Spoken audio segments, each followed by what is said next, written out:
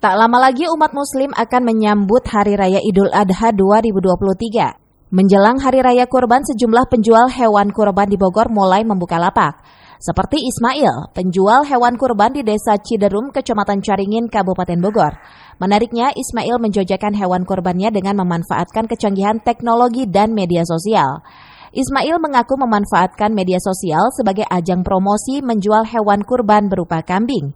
Ia mempromosikan jualannya melalui media sosial TikTok dengan beberapa akun.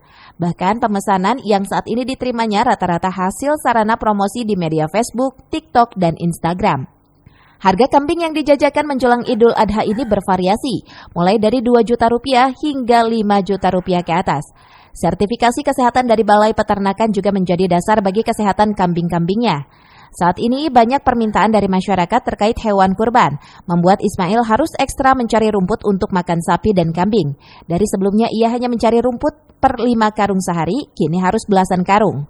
Dari Kabupaten Bogor, Cepi Suryadi melaporkan.